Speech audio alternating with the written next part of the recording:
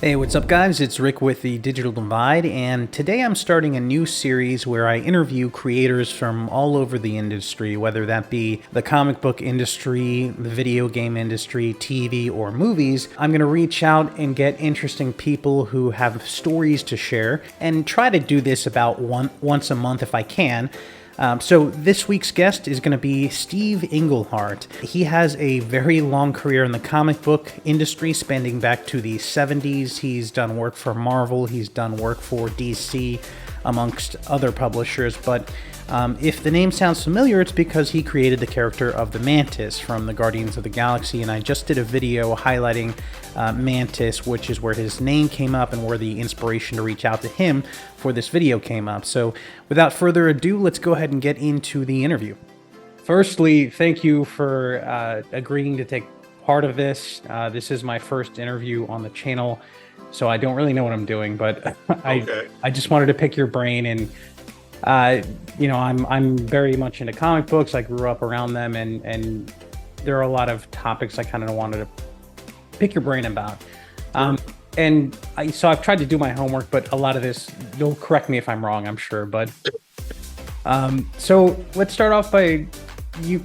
My understanding is that your first work in comics was working with Neil Adams. Is that correct? Yes. And was that Vampirella? It's a story in the Vampirella magazine, not a Vampirella story, but yeah. Okay. So first question I want to ask you is, Neil Adams is a legend in my opinion. How was he to work with? And of all the people that you've worked with in the industry, because you've been in it for so long, who is the most influential person that you've ever worked with?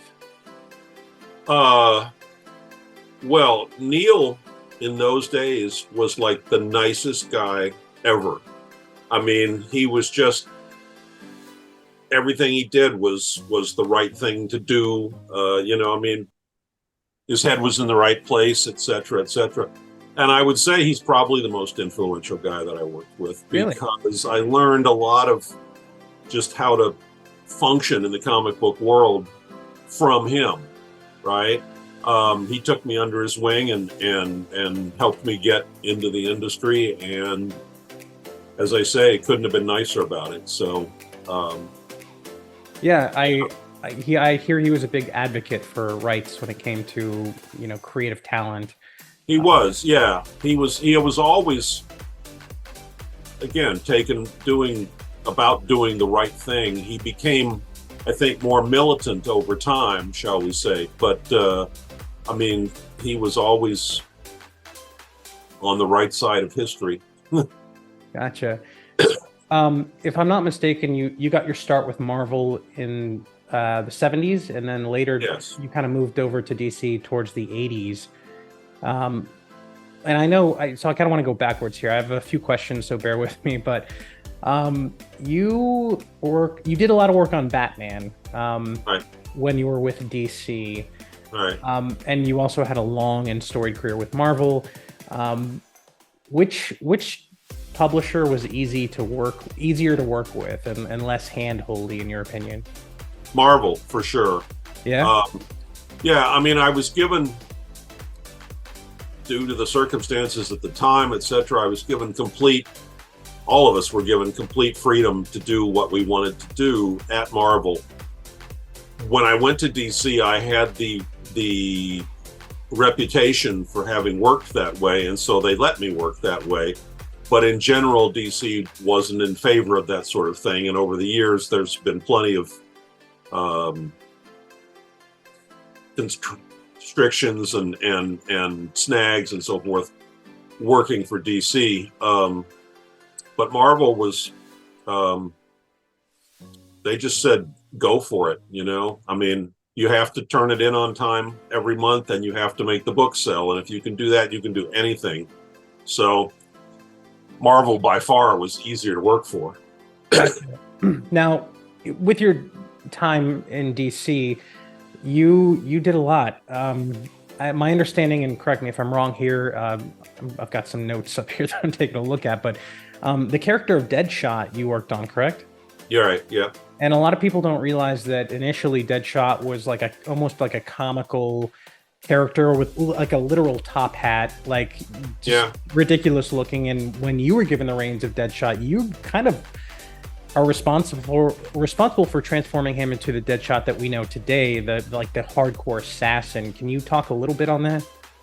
Well, I did that personality thing, but the redesign of the outfit, of course, was Marshall Rogers, and I mean, you had to redesign the outfit, as you say, but um, the look that he came up with, that was, you know, entirely up to the artist. Um, what happened was I had gone to DC. I'd been asked to come to DC and fix the Justice League, give them personalities, as Jeanette Kahn said, do with them what you did with the Avengers, is what she had in mind. And I said, okay, but I want to do Batman in and of himself. But all of that, I only have a certain amount of time, because in the interim between quitting Marvel and getting a call from Jeanette, I had made plans to go to Europe with my wife and travel around. And so I said, I can give you until this point in time to do this stuff. And it was enough time for everybody to be happy with it, but there was always a time limit. And that meant that there were going to be 7 issues of Detective Comics, because that was the schedule that it was published on. Then the early issues sold so well that they threw in an 8th issue, you know, an extra issue in the summer. Yeah. And it was that extra issue where Deadshot came in, because he had not been part of my original plan, but I suddenly needed a new. It was good for the overall story. The overall story with Silver St. Cloud and all that was, it gave it room to breathe. But in terms of needing a villain, I needed a villain. And Julie Schwartz, the editor, suggested Deadshot. So I knew nothing particular about Deadshot. There wasn't much to know. You know, as you say, he wore I believe a tuxedo and had 6 guns. Yeah. You know, I mean, yeah, so he was sort of, you know, I was doing the Joker and the Penguin and this and that, and all of a sudden this guy, Hugo Strange, I did consciously. Deadshot was there because I had an extra issue to fill all of a sudden, you know? Yeah. So if I'm not mistaken, when you left Marvel, you were ready to get out of the comic book industry entirely. You were going to quit and focus on novels, right? Yeah, well, and I did at that point. I had sort of, you know, I'd had a lot of chances to do stuff at Marvel and I enjoyed doing it and all that. And then there was an editorial blow up, and I found myself saying, well, then I'm out of here, and had no plans for what to do next. So that's why I thought, well, let's go to Europe and see what happens. But also in that time, I thought, if I'm going to travel around, I can start working on novels. And yeah, so I did a novel, and had a contract for a second novel when I got made an offer I couldn't really refuse to come back, and I worked for both Marvel and DC in the 80s, right? So, so going back to Marvel, so the reason I reached out to you is because I recently did a video on the channel about Mantis, and you helped create the character of Mantis. And I've watched a lot of interviews that you've been part of, and I don't really think I've ever gotten a taste of where that inspiration came from. Did Marvel approach you and say, "Hey, we need a new character to appeal to a certain demographic," or is that entirely your creation? What was the inspiration? Entirely my creation. I wanted a femme fatale to come in. The original idea was she was going to come in and sort of come on to all the male Avengers and cause dissension in the ranks. That was kind of my idea when I created her. And then I got caught by my own machinations. Right after I introduced her, Marvel said, we're not going to do any annuals this summer. And I said, oh, but wait, the annuals are a cool summer thing. How about if I do this Avengers Defenders crossover sequence? And the trick there that I didn't realize at the time was everybody in the Avengers Defenders war had to pull their weight. And so all of a sudden, Mantis, there was no place for her to be a femme fatale. She had to fight Doctor Strange alongside the Black Panther. And she was good at it, and she became a teammate. And so all of a sudden, she was doing stuff that I hadn't planned. And this is my great learning how to write story. I mean, this is to me, this is the thing that I realized that characters would sort of do what they did. If I tried to like shoehorn them into something that I'd thought of, that was not as inspiring or as good as sort of letting them unfold. And so once Mantis went off in this other direction, which I didn't know what the direction was exactly, it just each issue I would take her story forward, and it, you know, after a while it was kind of fun to see how far forward can it go. And of course she ended up marrying a tree by the time the whole thing was over. So I doing some research on my previous video, I didn't realize apparently she was married to Kang at some point, but it was really not consensual. And ever since then, Marvel's kind of retconned that storyline a little bit. Yeah, that wasn't my storyline. That was, you know, that's stuff that happened after I left. In fact, they did in like 2002, somewhere in there, Brevoort asked me to come in and do the Celestial Quest sequence to kind of reset her, get her back where she was supposed to go. So yeah, no, Mantis, she was organic, and that's really taught me that characters should be organic, you know? Yeah, I agree. And I know that you're not, I've seen in videos that you're not like a huge fan of her MCU portrayal. Like you like the actress and you like the movies, but I imagine that portrayal is drastically different, because the Mantis I know in the comic books is very assertive, and like, you know, it's complete the opposite of what she is in the movies. Right. The one thing that those two characters have in common is that they're both female. Everything else is different, right? Yeah. But I do like the character in the movie. I am aware that for most people going forward, that's Mantis, because she was in the movie, right? Yeah, that's never, but it's, you know, somewhat annoying that I did spend a year and a half working my way through my Mantis's character. Yeah.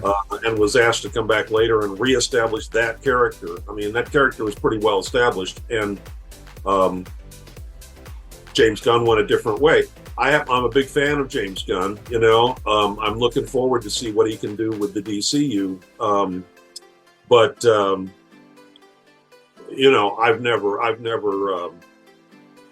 been in agreement with that choice. Did James reach out to you prior to her introduction in the movies, or did Marvel reach out saying, hey, you know, let's toss some ideas around, or did they just take it? No, they don't consult. They, you know, I mean, it's and I kind of get it that if you're trying to do something on your own, you don't want some other person looking over your shoulder going, that's not it.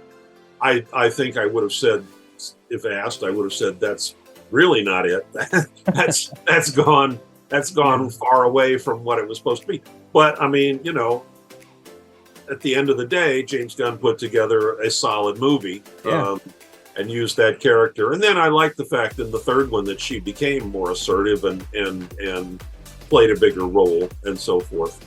But you know, it's like I have my Mantis, the original Mantis, and there's the movie Mantis, and that's just the way it is, right?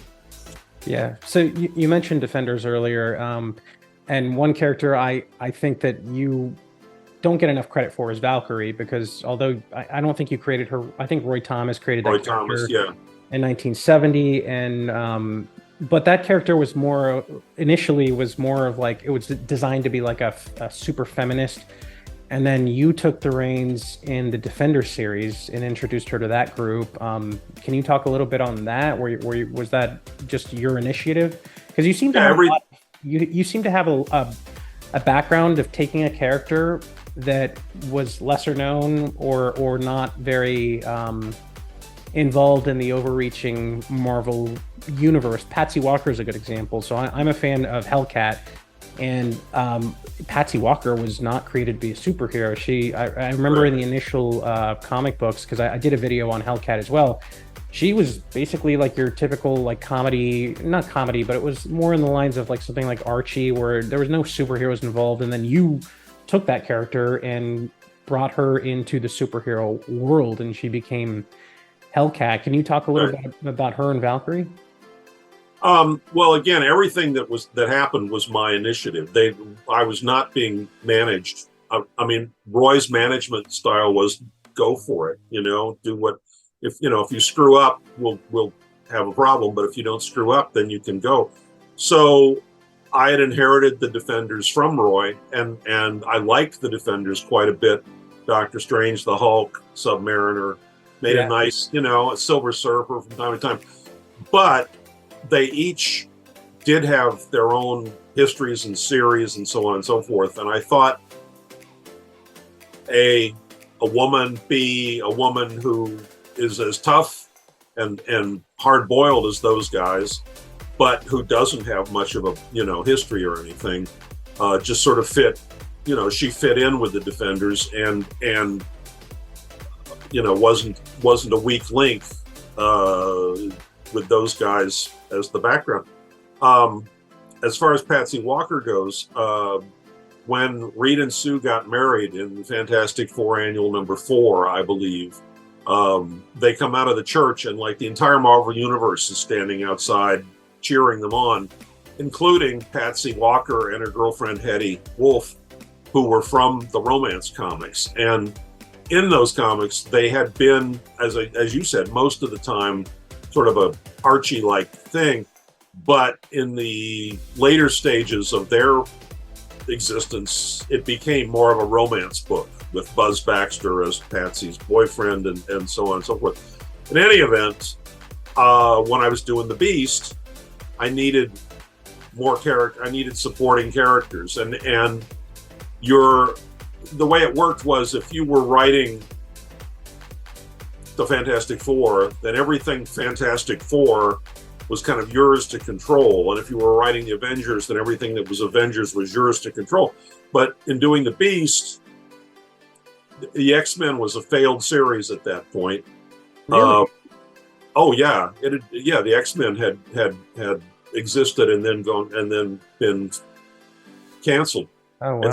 And so the Beast was he was supposed to be on his own. He could still talk to the other X-Men. It was okay, but I mean, it was supposed to focus on him, and there wasn't any supporting cast. There wasn't any Beast world, and there was, and the X world was pretty much only the heroes and the villains. So I needed somebody. So I thought, well, Patsy Walker showed up at Reed and Sue's wedding. She could certainly, excuse me, and so one of the plot lines I was working on to sort of explain why she was in this series, there's a thing where she helps the Beast out, and then she says, but in exchange, you're going to have to do something for me. And then the series got canceled, and we never found out what that was. So later in the Avengers, I put the Beast in the Avengers, and I brought her in, and it turns out her request was to become a superheroine, and so That's thus, so cool. thus came Hellcat. So was it your idea? Because initially Hellcat started off as the Cat, and I believe it was a different character, and then Patsy took over the mantle of the Cat, and then that turned into Hellcat. Was that your idea for her to take over that specific suit and persona? Yeah. The Cat had been an experiment. Marvel had tried 3 books in the early 70s that were sort of girl-oriented, and the Cat was a female superhero done by women, etc.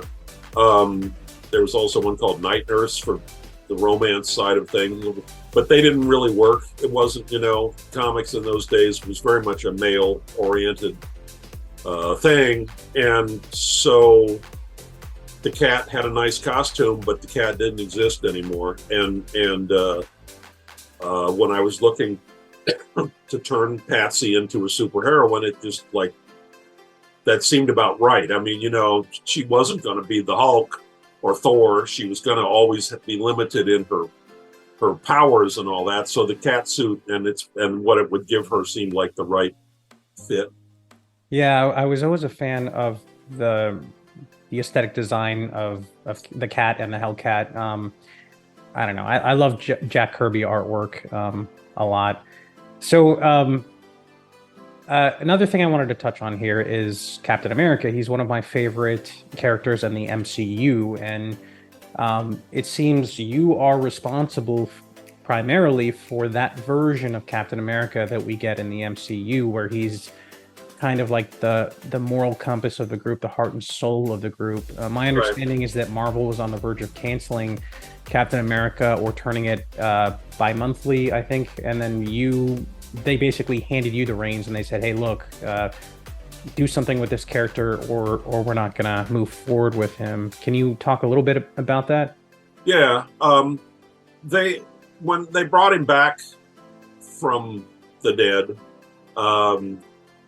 he was being billed as the living legend of World War II, which limited what they could do with him, which nobody cared about World War II in the 70s. And what they did care about was the Vietnam War. And so people weren't a big fan of war. Our general readership wasn't a big fan of the war. So they just did many wonderful things, but in my opinion, he never really got a handle on what to do with this guy now that they brought him into the world. And other people had tried, and the Falcon had been his partner, and this and that, but it never had any identity, the whole thing. And so the book was failing, and I was the new guy, and they said everybody else has had a shot at this, so see what you can do. And I went home that night, and I did what I did on pretty much any series that I took over after that. I mean, I had been a fan. I had all the Captain America comics. I went back and read the Captain America comics and like, what do I think? What can I do? What's here? What's there?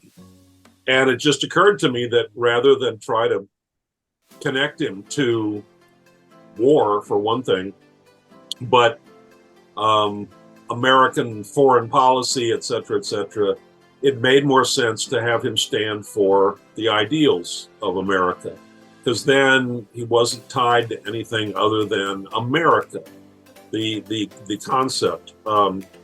So I did that, and 6 months later, it was Marvel's top book, because they could turn around that fast when they were on the newsstand, and you were selling 750,000 copies of stuff. Yeah, that's really so that pretty much solidified my career, that I could do that. But now the Captain America in the movies, that's exactly my character, right? That's awesome. Chris Evans, yeah. You made that version of Cap, because I'll be honest, Cap is before my time. That's what did the first one come out in, like 39, I think, or 40s? 40 or maybe even 41. Yeah, so I never grew up. I was more of a Spider-Man guy growing up, and then X-Men, and but the MCU version of him, which is your kind of a persona that you developed, is what made me fall in love with that character. Now he's like one of my favorite characters ever.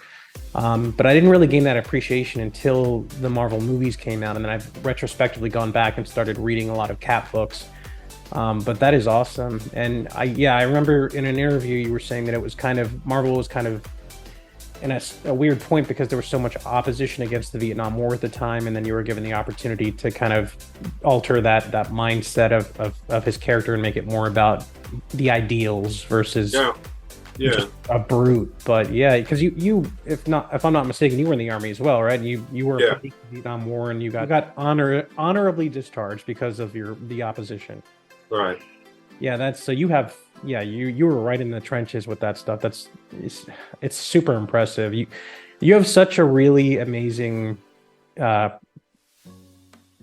career, and I'm looking through, like, you've worked with Marvel, DC. You did a lot of stuff. You worked with Valiant for a while. Is that correct? A little bit, yeah. So you did Man of War. Did you create that character, or were you just a writer on that? No, Jim Shooter created that character. Gotcha. And I was, he asked me to come work for the company. And when I got there, he said, since I'm the editor, I don't have time to write this. Would you write it for me? So I was writing, I took over that series at Shooter's request, right? And I was then gonna do Shadow Man, but that didn't work out. So, Okay. So, and excuse my ignorance, I know that you created Mantis. Are there any other characters that you created that were published? well, Star-Lord and Shang Chi. You Okay. Wow, I did not know that. Yeah, I didn't do my homework as thoroughly as I should have. You created Shang-Chi. yeah. Me and Jim Starlin. He was the artist, right? We Wow. created Shang Chi, And Star-Lord. Wow. Okay. yeah. Well, I apologize. I didn't know that. Shang-Chi, what did you think about the Marvel version of that character? I liked it until the end. I thought the ending didn't make any sense. That if you've just found out you're the son of an international guy and you go off to a mythical land and fight a dragon, and then you end up back in the bar drinking beer with your bros, it didn't make sense to me that he didn't seem to have been affected by that. Yeah. That seemed like a tacked on ending. But in terms of the rest of it, it was fine. Yeah. Yeah, I gotta say that's a character I didn't have a ton of exposure to as a kid. In fact, I don't think I ever read a single Shang-Chi book, but I did watch the movie and I thought it was great. Like most Marvel movies, the end tends to turn into a CG spectacle, but Yeah. there were some cool parts. The fight scene in the bus was really cool. As the creator of those characters, do they at least are you in the credits? Do they give you any kind of residual for that, or? Yeah, yes. If you sit there for the 5 minutes and study the credits minutely, you will see characters that you created. They will say Star-Lord created by Steve Englehart, and Steve Gann was the artist on that, or Shang-Chi or Mantis, whatever. If you didn't create the character, but they use stuff that you wrote, that's the special thanks grouping. And yeah, so yes, I get credit as appropriate every time something that I did shows up in the movies one way or another. Again, they don't ask me about it. They just, take it and run with it in their own selves, but they're good about being clear about where they're taking it from, Yeah. So Mantis, I did have some familiarity with, and when I watched the MCU portrayal of that character, I was like, wow, that's the complete opposite. Shang-Chi, as I mentioned, I didn't have any familiarity with, so when I went into the movie, I didn't, I can't say one way or the other how close of a representation to your original vision that matched. But with Star-Lord, I feel like I did read some of the Guardians books. I own the first appearance. It's up here. I have a wall of comics that you can't see, but I have the first appearance of Guardians here, and I have I did read some of the 90s runs of that. I don't know how much involvement that you had there, but none.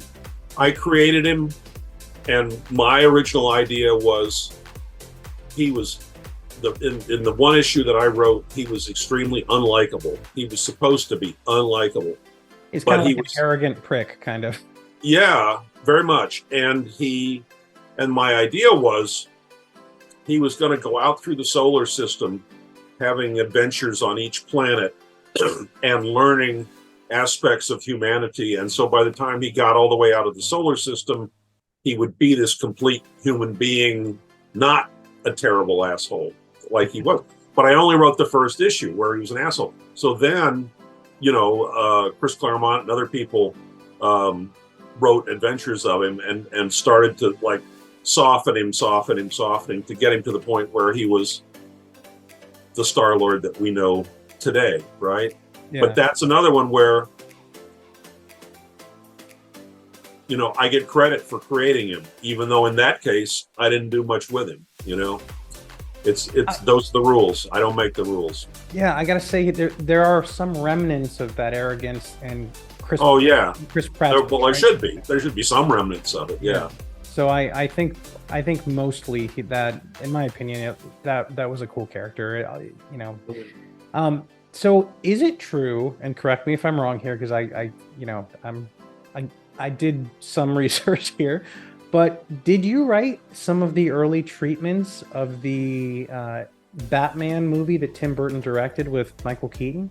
Yeah, it was based on my Batman run. I mean, that movie was based on the stories that Marshall Rogers and Terry Austin and I did, Yeah, the I detective honestly, thing. did that And turn out to be? Did they end up using that or?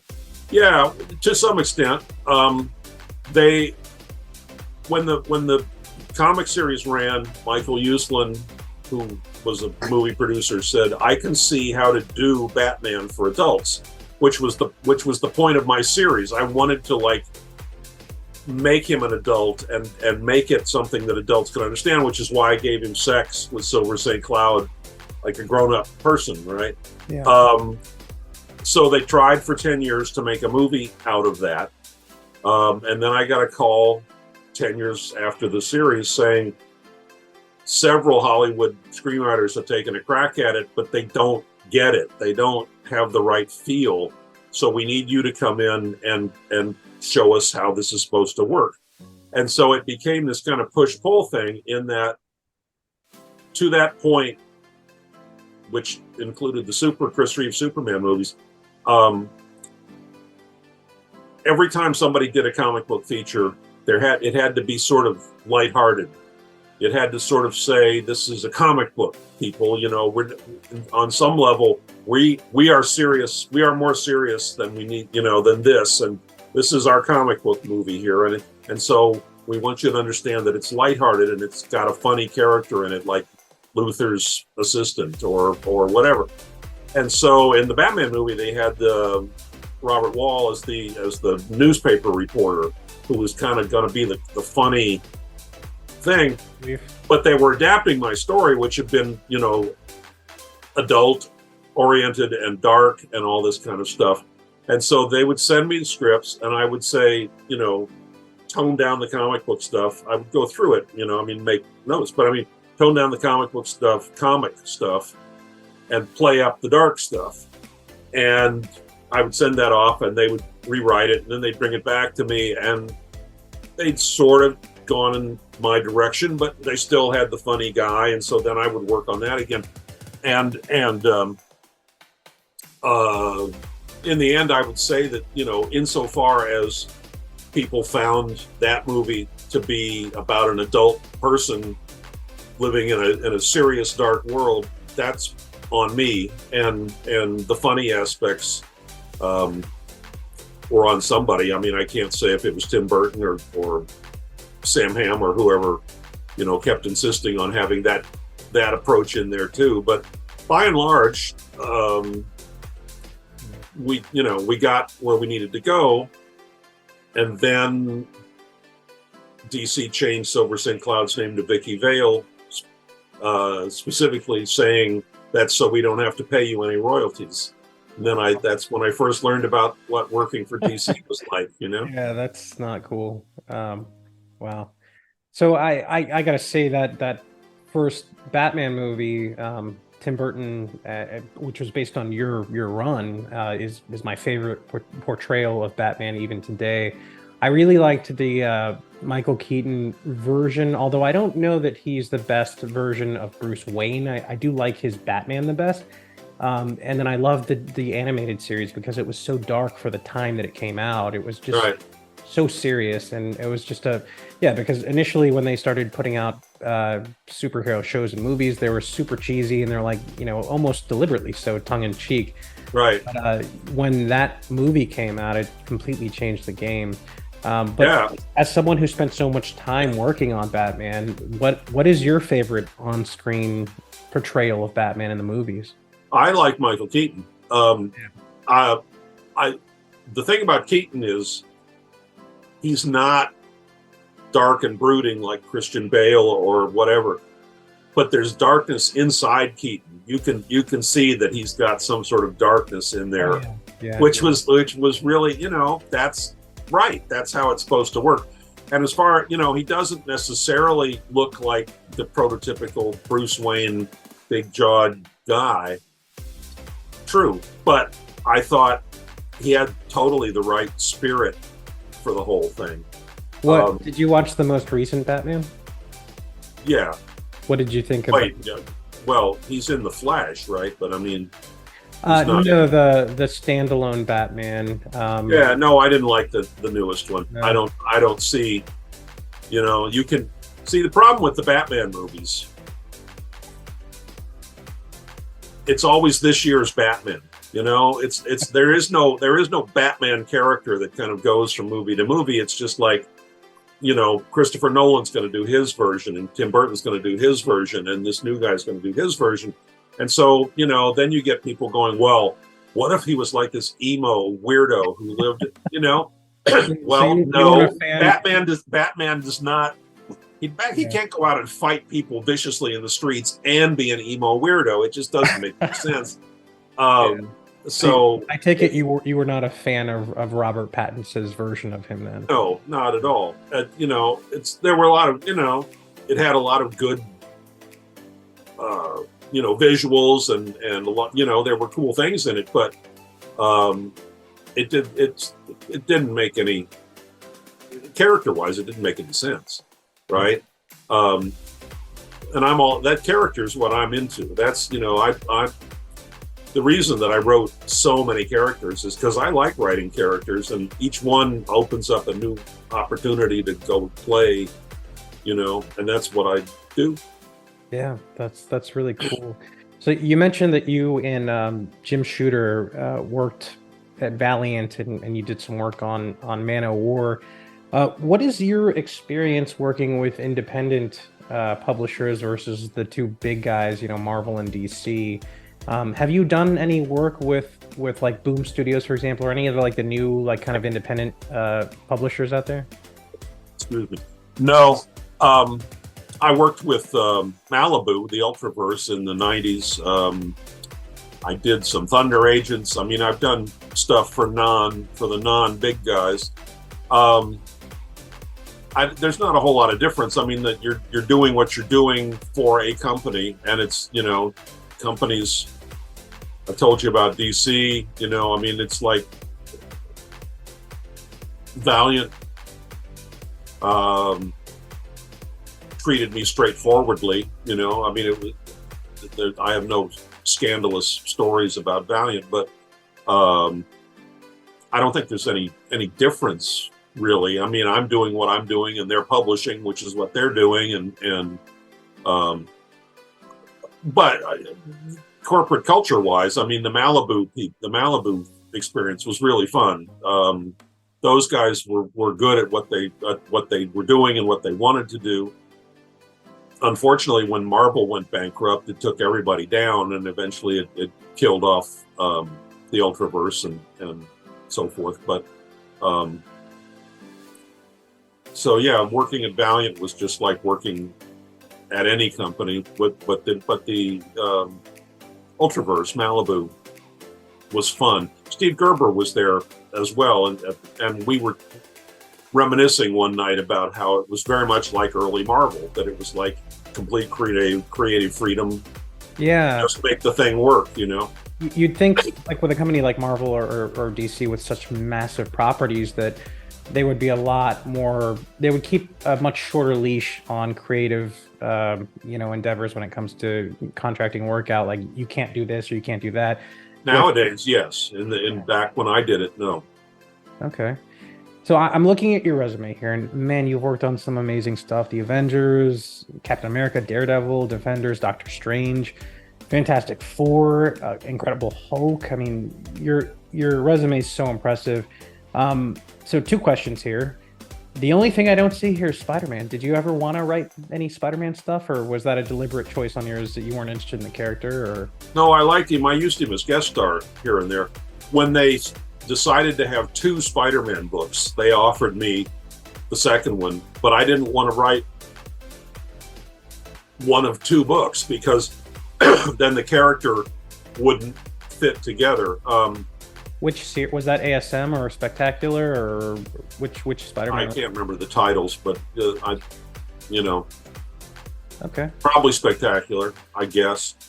I don't, you know, Amazing was the original, and you know, I mean, I deliberately said no to that.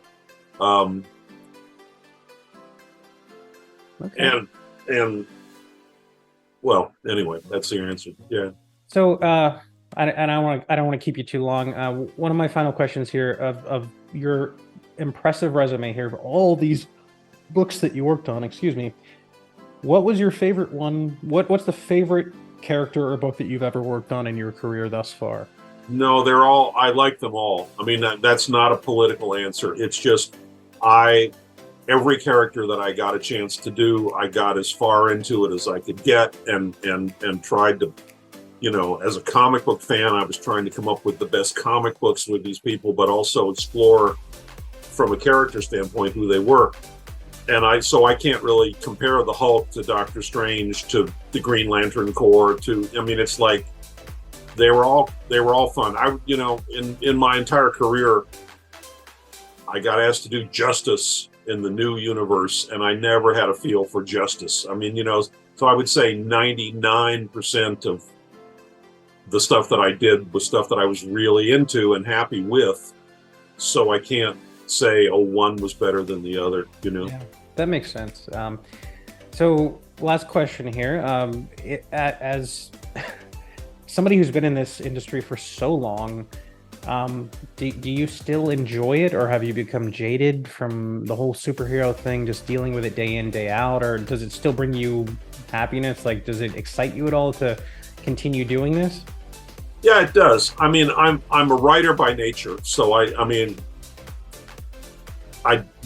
never retired per se, because all I do is sit in a room and write. How am I supposed to retire from that? Yeah. That's not all I do, but you know what I'm saying. But the thing I recognize is that it's a very different industry now. I mean, again, when I was writing the Avengers, Stan had written the Avengers, Roy had written the Avengers, then I wrote the Avengers. And it was the same Avengers. It was it was the same Thor, it was the same Captain America, it was all that. And we were given, they said, here, Captain America, see what you can do with it, was the entire thing. Today, as you mentioned earlier, if somebody got Captain America, they'd have to get through several editorial processes. They'd be looked over by merchandising. They'd be looked over by Disney people, and all this different stuff. And so most of what comics has evolved into is like 6 issues and a collection afterwards, right? Which is very different. And you do 6 issues, and if it sells, then you can do another 6 issues next year. And if it doesn't, so there's no long-term.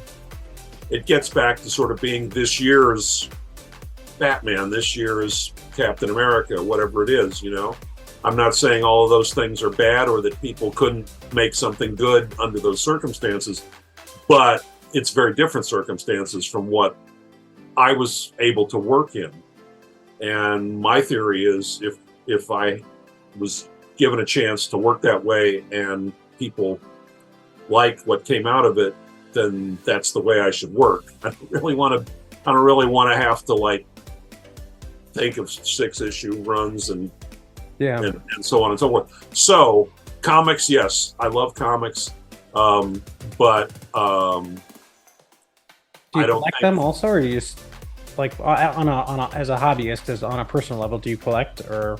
I did for all the time that I was working in the business. When I got out of the business and did start writing novels again, I turned my attention to novels and didn't really collect comics after that. So I know I said that was going to be my last question, but I got to ask you one more.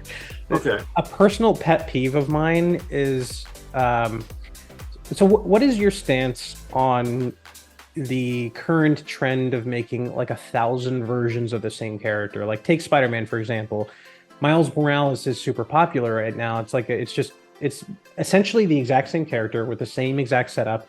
He got bitten by, or you happen to get bitten by a radioactive spider exactly the same way that Peter did. What are the odds of that? But regardless, same kind of setup. And if you watch the Spider-Verse movies, there's like 100, 200 versions of the same character that is slightly altered. What is your stance on that? Because mine is this is a pet peeve of mine. I think that when you take a character, what makes them special is that they're one of a kind. So as soon as you're like, okay, well, now everyone has that same exact skill set, it just takes away from that and it dilutes it. It makes it less special. Do you have any thoughts on Well, that at all?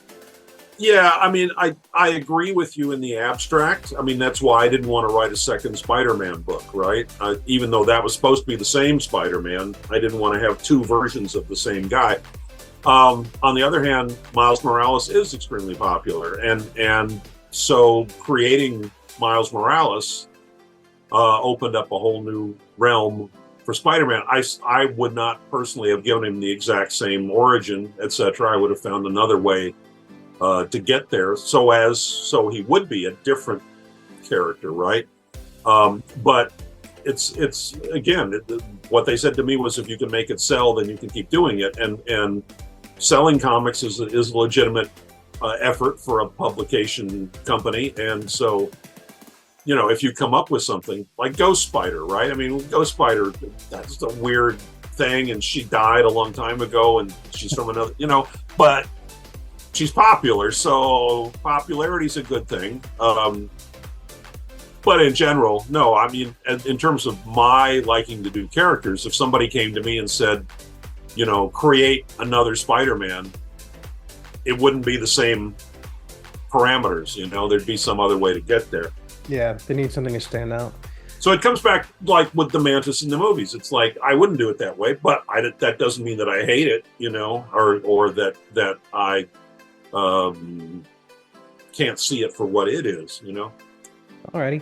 Well, I want to thank you again for spending the time to do this interview. I'll send you a link when it's done if you want to check it out. But do you have any upcoming projects that we should be looking out for, that people should be looking out for? Anything interesting upcoming that we should? Nothing I can announce at this time. I mean, I don't mean to be, that sounds hokey, but I am continuing to write things, and I've got a comic series that I'm checking out an artist on, and I've got a movie script that somebody's taken a look at, which means it means nothing. In Hollywood, many things get looked at, you know. But I mean, it's like things are moving along. I'm keeping busy, but I have nothing set just yet. All right. Well, again, this was an honor to talk to you. So thank you for taking part of it. Okay. Thank you. All righty.